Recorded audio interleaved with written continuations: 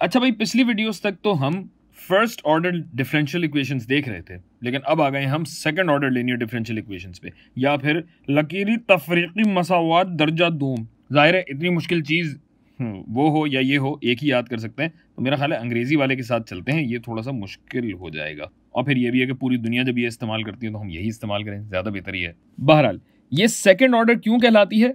Second order इसको हम इसलिए कहते हैं कि यहाँ पे सेकंड डेरिवेटिव आपको नजर आ रहा है, जो कि सबसे ऊंचा डेरिवेटिव सेकंड है। इसी तरह अगर थर्ड डेरिवेटिव होता तो ये थर्ड ऑर्डर हो जाती, फोर्थ होता तो फोर्थ ऑर्डर हो जाती, वगैरह वगैरह वगैरह। अच्छा, और लिनियर ये इस तरीके से है कि अगर आप कोएफिशिएंट्स को देखिए ए बी सी और डी को, तो ये सारे एक्स के ही फंक्शंस हैं। एक्स की जगह अगर वाई के फंक्शंस हो जाते तो यहाँ पे लिनियरिटी खत्म हो जाती, लकीरियत खत्म हो जाती।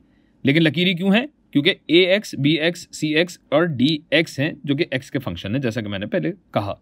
अच्छा, अगर ऐसा है तो क्या ये भी मुमकिन है कि मेरे पास ए बी सी डी अगर कॉन्स्टेंट्स हों तब भी क्या ये डिफरेंशियल इक्वेशन रहेगी और सेकेंड ऑर्डर डिफरेंशियल इक्वेशन रहेगी?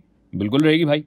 मिसाल के तौर पर अगर ये होता ए जो कि कांस्टेंट है, कैपिटल बी एक कांस्टेंट है, कैपिटल सी एक कांस्टेंट है, और कैपिटल डी भी एक कांस्टेंट है, और अगर इस कांस्टेंट को मैं सिफर कह दूं तो सिफर भी तो कांस्टेंट हो सकता है ना। तो क्या ये डिफरेंशियल इक्वेशन रहेगी? बिल्कुल रहेगी। सेकंड ऑर्डर डिफरेंशियल इक्वेशन ये भी होगी।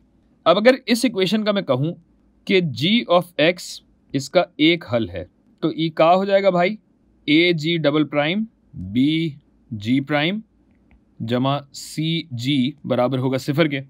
अगर ऐसा है तो अगर मैं जी के साथ कोई कांस्टेंट लगा दूं तो क्या वो भी इसका हल होगा? अगर मैं कह दूं सी जी एक्स एक हल है या एक और हल है, तो क्या ऐसा मुमकिन होगा?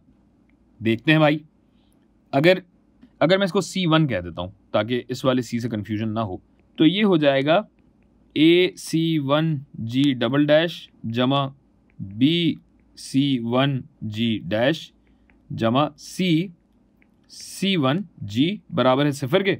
और इसमें से चूंकि C1 कॉमन है तो अलग अगर कर लूं तो AG double prime plus BG prime plus CG ये सिफर के बराबर होना चाहिए। और चूंकि हमें पता है कि ये पूरा फंक्शन सिफर के ही बराबर है, जो कि यहाँ भी है, तो ये सिफर हो जाएगा, जिसका मतलब है C1, माफ़ कीजिएगा इस रंग में है, तो इसका मतलब है कि C1 सिफर के बराबर है। गोया C1G भी इसका सोल्यूशन होगा। गोया कांस्टेंट से अगर हम ज़रब दे रहे हैं फंक्शन को, तब भी वो फंक्शन हल ही रहेगा।